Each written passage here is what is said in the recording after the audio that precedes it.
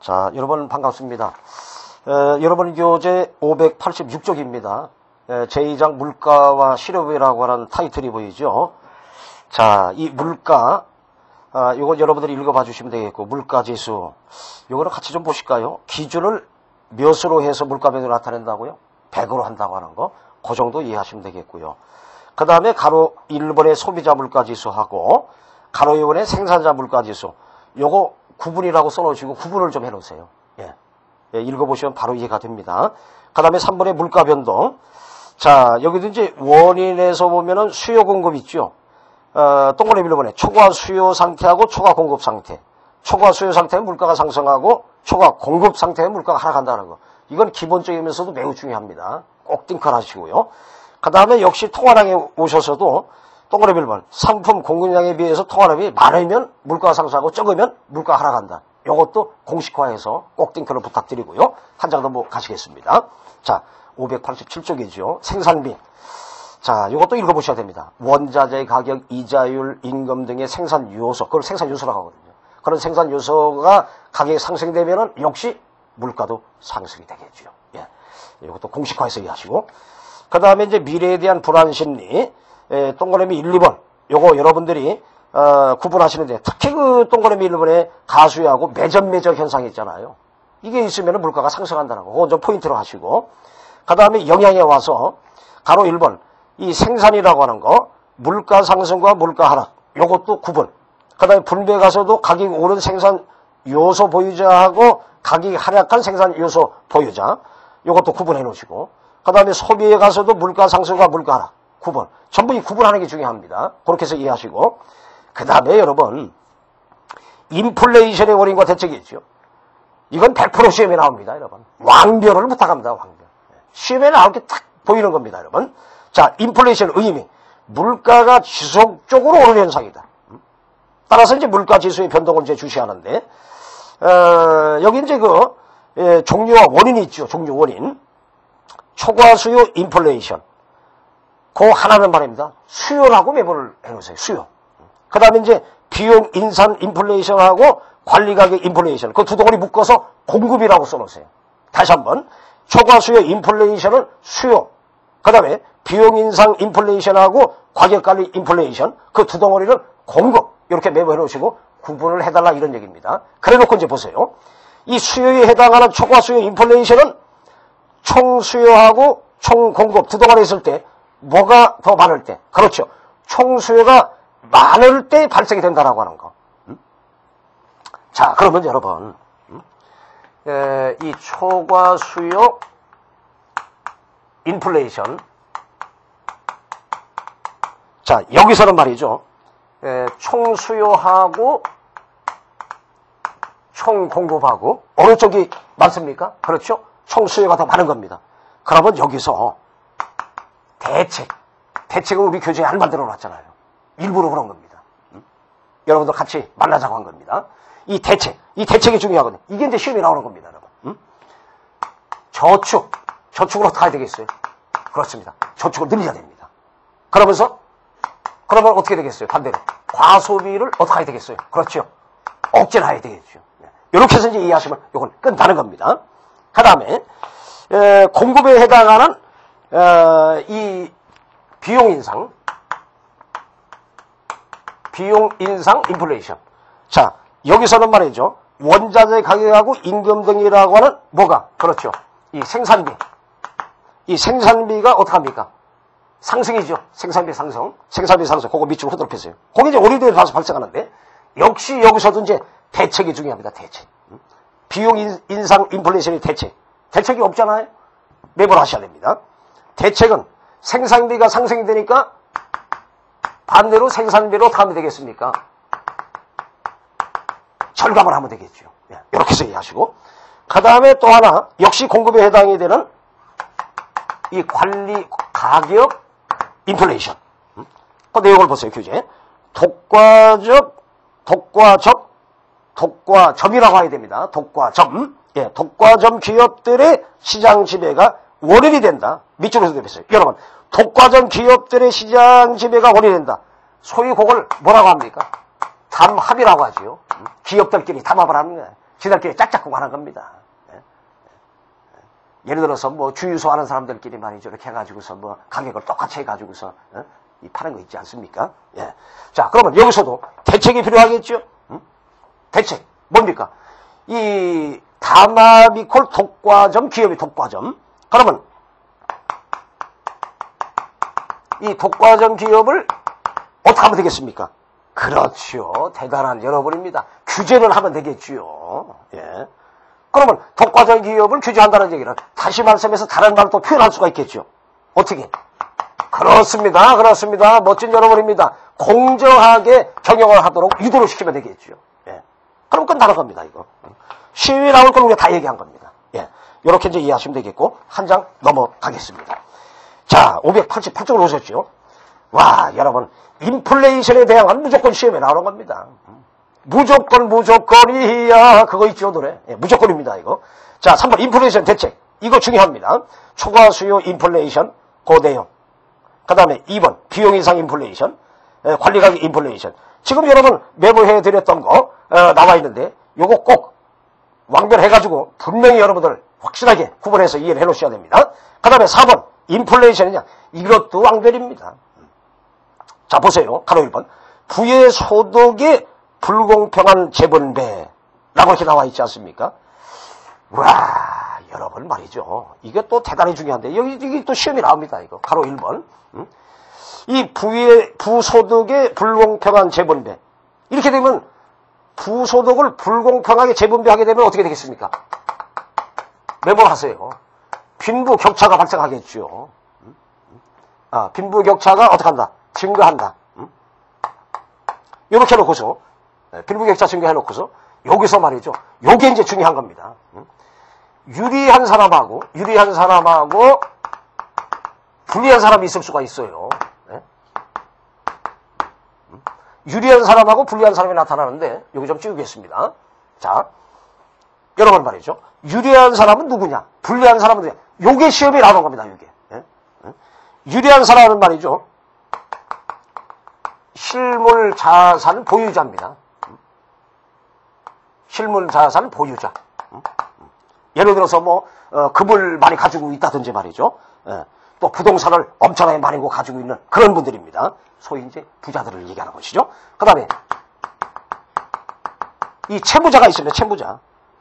돈을 빌린 사람이 또 유리합니다. 돈 빌린 사람. 하여튼 내가 돈을 갖고 있으면 유리한 겁니다. 예, 돈 빌린 사람. 돈 빌린 사람이 오히려 두 다리 쭉 뻗고 자는 겁니다. 예. 그 다음에 말이죠. 예, 사업자. 사업자는 이제 돈이 있으니까 사업을 할 거 아니겠습니까? 또 누가 있어요? 수입업자. 예, 수입업자. 돈이 있으니까 수입할 거 아닙니까? 예. 이렇게 해서 이제 여러분들이 이해하시면 되겠고. 그 다음에 불리한 사람이 있어요. 이 불리한 사람은 금융자산 소유자. 금융자산을 소유하고 있다라고 하는 거. 그 다음에 이제 이 저축예금자. 저축예금자. 그 다음에 이제 누가 있냐면은 이제 채권자가 있습니다. 채권자. 채권자는 누구를 얘기하는 겁니까? 돈을 빌려준 사람입니다. 돈 빌려준 사람. 돈 빌리는 사람 솔직히 두 다리 뻗고 잠을 못 자요. 저 양반이 언제 갚을 건가? 줄 건가 안 줄 건가? 빌려주고 괜히 그냥 생고생합니다. 그 다음에 누가 있냐면은 이 봉급생활자입니다. 네, 이렇게 해서 여러분들이 유리한 사람하고 불리한 사람 요걸 구분하는 거 인플레이션의 영향에서 부가 불공평하게 재분배될 때 빈부격차가 일어나는 사회에서 유리한 사람, 불리한 사람 이거 꼭 여러분들이 구분하시기 바랍니다. 100% 시험에 나옵니다. 그 다음에 바로 2번에 가겠습니다. 경제 주체들의 투기적 성향이 팽배하다라고 하는 거. 야, 투기적 성향 팽배, 그거 좀 밑줄 좀 하세요. 자, 여러분 말이죠. 투기적 성향이 팽배한다. 밑줄 했죠? 화살표 끄집어내서 메모할 게 있습니다. 뭐냐면 말이죠. 결국 이건 부동산 투기를 한다. 이런 얘기입니다. 부동산 투기를 하는데, 이때는 이제 그 투기를 어떻게 하자. 이런 얘기입니다. 어떻게? 장기가 아니라 단기적 투자만 증가할 수 있다고 하는 이런 점을 여러분들이 이해를 해놓으시면 되겠습니다. 그 다음에 세 번째, 국제 수지가 어떻게 된다? 악화된다. 그거 밑줄. 네 번째, 건전한 경제성장이 저해가 그거 밑줄. 그 다음에 여러분, 지금 가로 4번까지 나와 있잖아요. 가로 5번에서 하나 더 메모를 하겠습니다. 예, 지금 인플레이션 영향에서 가로 1, 2, 3, 4까지 나왔는데, 가로 5에서 하나 더 메모를 해주세요. 자, 뭐가 있냐면은, 이 화폐 경제의 효율성입니다. 이 효율성이 상실한다고 하는 거, 요걸 하나 더 메모하셔서 5덩어리로 인플레이션 제약을 묶어서 이해를 해주시기를 부탁을 드리는 겁니다. 자, 그 다음에 5번으로 내려가겠습니다. 물가 안정을 위한 경제 주체의 역할. 자, 요것도 별표 조그맣게 하나 해주시고, 이거 여러분, 네 덩어리가 있지 않습니까? 자, 정부 밑줄, 기업 밑줄, 가계 밑줄, 근로자. 이 네 덩어리가 바로 물가 안정을 위한 경제 주체의 역할이다. 그렇게 이해하시고, 각각에 대한 내용은 여러분들이 편안하게 읽어봐 주시면 되겠습니다. 자, 다음 페이지로 가겠습니다. 589쪽으로 오셨는데, 자, 실업이 보이죠? 의미. 요즘에 사실 이 참 실업자에 해당에 대해서 안타깝게 일을 하고 싶은데 일을 하지 못하는 이런 분들이 상당수 있죠. 이 오늘날 우리 정부 또 국회 모든 분들이 정말로 이 밤잠을 못 자더라도 말이죠. 이거 해결해야 될 우리 전체 국민에게 숙제입니다. 이거. 그걸 과연 일을 제대로 특히 저 국회 쪽에서 이거 일을 안 하고 있다는 겁니다. 뭔가 우리가 물갈이를 해야 될 필요가 있지 않느냐 말이죠. 자, 그래서 이제 거기 여러분 2번에 가서 실업의 종류가 있죠. 자발적 실업과 비자발적 실업. 이거 분명히 구분을 해놓으셔야 됩니다.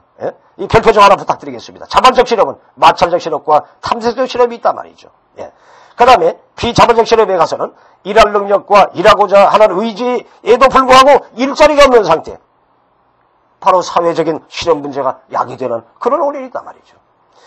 거기 이제 실험들 나와 있는데 요건 여러분들 읽어봐 주시면 되겠고. 자, 지금 자발적 비자발 실업에서 마찰 탐색 실업 쭉 나와 있는데 이것은 여러분 우리가 4번에 있잖아요. 실업의 원인과 대책. 바로 여기서 시험에 나오는 겁니다. 왕변 해놓으세요. 왕변. 100% 시험입니다. 여러분. 거기 보면 종류가 경기적 실업, 계절적 실업, 구조적 실업, 마찰 실업 나와 있잖아요. 요게 시험에 나오는 겁니다. 자, 경기적 실업의 발생 원인을 보세요. 경기 불황으로 노동 수요가 떨어지는 겁니다. 밑줄에 넣으시고. 대책. 사실 여러분 발생 원인도 여러분들이 신경 쓰이셔야 됩니다만 더 중요한 것은 대책이다. 이렇게 볼 수 있어요. 자, 경기적 실업의 대책. 공공투자 정책을 실시한다. 여러분, 공공투자 정책을 실시한다. 그거 옆대기다 이퀄 표시하셔가지고 말이 좀 어렵습니다. 공공투자 정책을 실시한다는 얘기는 다시 말씀해서 경기를 어떻게 한다? 활성화시킨다. 이렇게 이해를 하셔야 되겠습니다. 활성화시킨다. 여러분, 그러면 결국 경기를 활성화시킨다는 얘기는 다시 말씀해서 고용 기회를 어떻게 한다? 창출한다. 이렇게 또 말할 수가 있겠죠. 세 덩어리 위해서 공공투자 정책 실시, 경기 활성화, 고용 기회 창출. 이게 바로 경기적 실업에 해당하는 대책이다 말이죠. 그 다음에 계절적 실업. 자, 글자 그대로 이해하시면 됩니다. 농업 건설업이라고 하는 계절적 노동 수요 감소다 말이죠. 그렇게 이해하시면서 대책은 뭐냐? 농촌의 가내 공업을 육성하고 공공사업을 추진한다. 그렇게 이제 이해하시고 전부 밑줄 하시면서 띵크를 분명히 하셔야 됩니다. 그 다음에 구조적 실업. 사실 저는 이 구조적 실업에다가서 초점을 좀 맞추고 싶어요. 시험에 나올 게. 산업 구조의 고도화, 기술 혁신이다 말이죠. 과거에는 말이죠, 농업사회, 공업사회에서, 공업사회에서, 이 힘겨나 쓰는 노동자들. 이 양반들이 이제 서울서울 밀려납니다.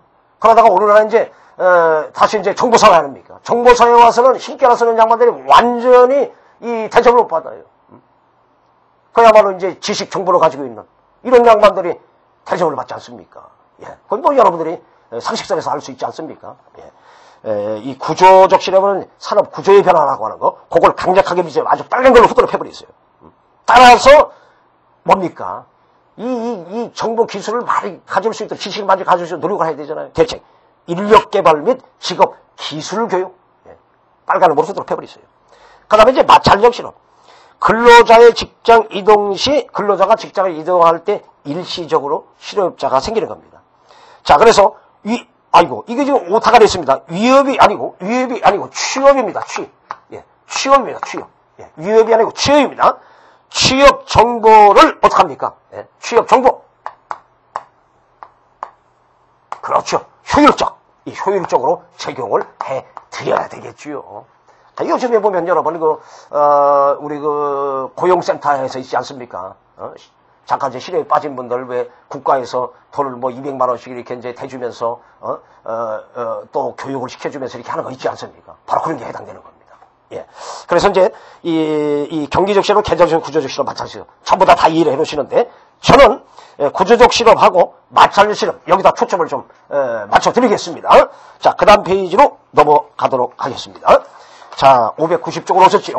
자, 실업의 영역에서 개인적 차원하고 사회 경영 차원, 요것도 여러분들이 구분만 좀 해서 간단하게 좀 편안하게 읽어주시면 되겠고요. 그 다음에 6번 물가와 실업률에서 개념, 요것도 편안하게 읽어주시고, 2번에 가서 의의에 와가지고 스태그플레이션 나와 있죠. 이 스태그플레이션이라고 하는 거, 이건 여러분들이 꼭 좀 신경을 쓰도록 부탁드립니다. 경기가 침체하는데도 오히려 물가는 어떻게 하는 겁니까? 그렇죠. 상승하는 겁니다. 경기 침체 하나. 경기가 침체됐는데 오히려 물가는 상승이 돼요. 그게 바로 스태그플레이션. 그 뜻만 이해하고 있으면 되는 겁니다. 우리 이 검정시험에는 말이죠. 그 정도만 나오는 겁니다. 예. 근데 이 내용을 보세요. 물가와 실업률이 반비례한다고 하는 거. 반비례한다고 하는 필립스 곡선의 이론이 어떻게 했다? 설득력을 잃었다라고 하는 거. 그러니까 필립스라고 하는 사람이 곡선 이론을 가지고서 물가와 실업률은 반비례한다 이렇게 주장을 했는데 그게 어떻게 다 틀렸다 이런 얘기죠. 이 경기가 침체되는데 어째 물가는 자꾸 상승하잖아요. 그 스태그플레이션이라고 하는 걸 필립스는 몰랐다 이런 얘기 아닙니까? 자, 그 다음에 가서 간호 2번 이론의 설득력을 잃었음에도 불구하고 이런 것이 또 중요한 겁니다. 되게 여기서 끝나고 말잖아요. 이론의 설득력을 잃었음에도 불구하고 완전 고용과 물가 안정이라고 하는 두 정책 목표의 모순을 지적해서 정책 분석에 또 공헌한 점도 있더라 이런 얘기입니다. 예, 그런 점을 좀 이해를 해놓으시고, 그 다음에 7번 물가 안정과 실업 해소에서 긴축 정책하고 확장 정책이 있지 않습니까? 요것도 여러분들이 구분만 해서 이해하시면 끝나는 겁니다. 그냥 편안하게 읽어주시면 되겠고요. 자, 그 다음 페이지 591조로 오셨는데 경제 안정화 정책이 나와 있죠. 경기 변동에서 개념 편안하게 읽어봐 주시고, 그 다음에 여러분 경기 순환 요건 살짝 별표를 하나 조그맣게 하나 해놓으세요. 예, 그 흐름을 이해하면 됩니다. 호황기에서 출발해서 후퇴기로 갔다 가서 다시 불안기, 다시 회복기에 이 네 단계가 어떻게 되고 있다. 피드백 계속 반복되고 있다. 그렇게 이해하시면 끝나는 겁니다. 그 다음에 가로 1번에 가서 재정정책 개념 이거 읽어주시고, 거기 보세요 여러분. 경기 과열 시의 종료 방법 목표, 경기 침체 시의 종료 방법 목표. 이거 나와 있잖아요. 그걸 구분해 주시면 된다고 하는 그런 부탁을 드리고요. 쭉 읽어보시면 반대로 생각하시면 끝나는 겁니다. 예, 외울 것도 없어요. 그 다음에 가로 4번에 자동 안정화 장치. 예, 요것도 이제 여러분들 읽어주시면 되겠고. 그 다음에 가로 2번. 금융정책 나와 있죠. 개념 편안하게 읽어주시고, 경기 과열 시, 하고 또, 여러분들 이제 한 장 넘어가 보시면 이제 560쪽이 되겠죠. 경기 침체 시. 요것도 어떻게 하면 되겠습니까? 한쪽만 확실하게 해놓으면 한쪽은 반대로 생각하시면 끝나는 겁니다. 예, 쭉 편안하게 읽어주시면 되겠습니다. 자, 그러면 이제 3장 593쪽의 국제협력의 증진입니다. 자, 국제경제질서 변화에서 자유무역의 확대, 요거 편안하게 읽어주시고, 2번 신보호의 등장과 강화 있지요. 요거는 여러분 별표를 하나 조그맣게 부탁드리면서 배경에 가서 보세요. 세 덩어리가 있죠. 첫째, 석유 파동 이후 세계 경기 침체에 따른 선진국의 실업률이 엄청나게 높았습니다. 석유 파동의 포인트입니다. 그걸 빨간으로 후드로 펴놓으면 됩니다. 석유 값이 이 하늘 높은 줄 알고 천정부지로 막 오른 겁니다. 그러니까 뭐 모든 것이 다 이 공장에서 기계를 돌릴 때 석유 필요하단 말이죠. 석유를 살 수가 없어요. 거의 공장 가동이 안 됩니다. 그러니까 실업자가 그냥 막 쏟아지는 겁니다. 예. 그 다음에 또그리 보면 신흥공화국들의 급속한 공업화로 인한 선진국들의 일부 산업의 경쟁력이 또 상실하고 말이죠. 또그리 3번 선진국들 간의 무역수지 불균형으로 인한 무역 마찰이 또 심화된 겁니다. 이게 바로 신보호주의라고 하는 것이 탄생하게 된 배경이다 말이죠. 세대간이 꼭 띵크하고 특징까지도 여러분들이 신경 써주세요. 국가와 상품들에 따른 선별적인 보호조치, 또 신흥공화국들의 수출품에 대한 수입 규제 강화, 관세를 비관세 장벽에 의한 선진국의 제조업 보호주의 강화, 이런 여러 가지 특징들이 있단 말이죠.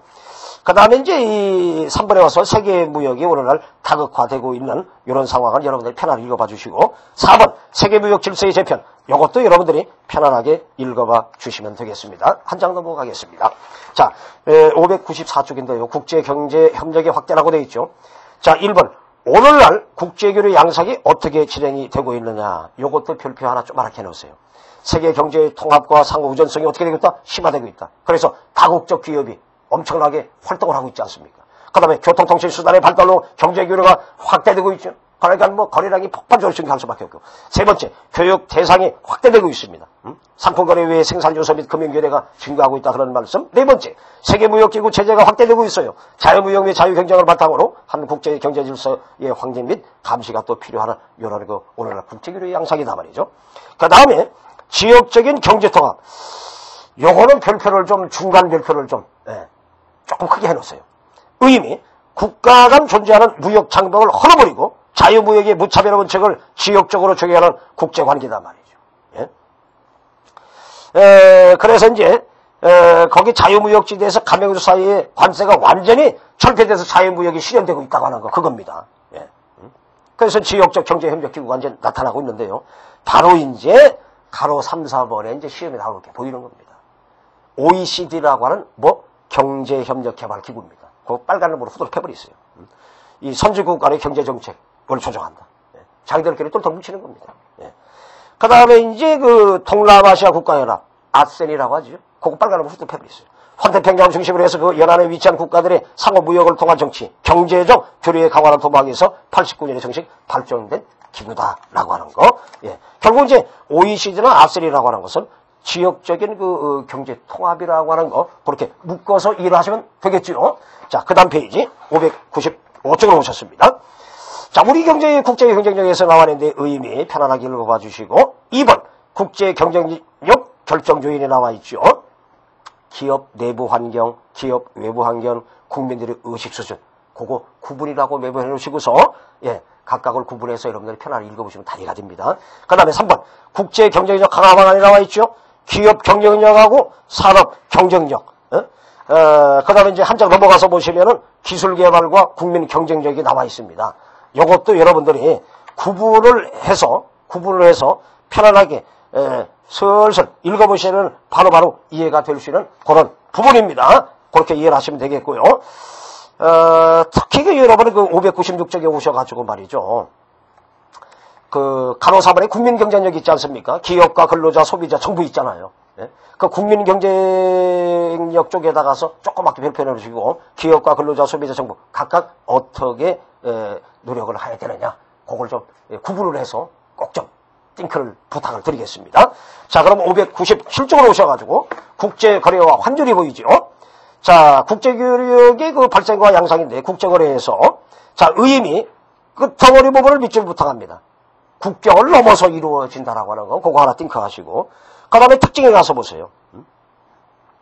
이 특징 보시면은 말이죠, 네 덩어리로 되어 있죠. 생산 요소 이동이 제약되고, 그 다음에 이제 화폐 차이, 절차, 시장 규모, 이렇게 쭉 나와 있잖아요. 그런 내용을 여러분들이 편안하게 그냥 읽어주시면 되겠습니다.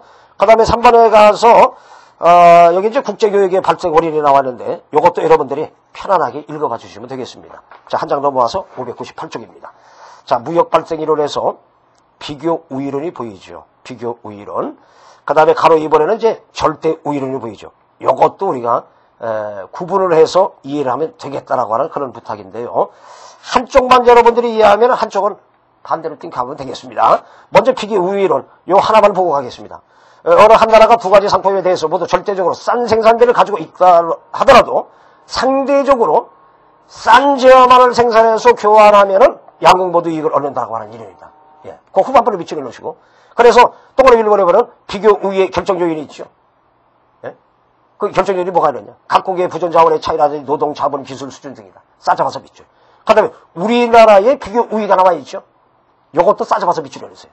기술 개발을 통해서 부가가치가 높은 산업에서 비교 우위를 갖도록 노력해야 되겠다. 당연한 말씀이면서도 너무나 중요한 겁니다. 그 다음에 절대 우위는 요건 여러분들이 읽어봐 주시면 되겠고요. 무역 마찰.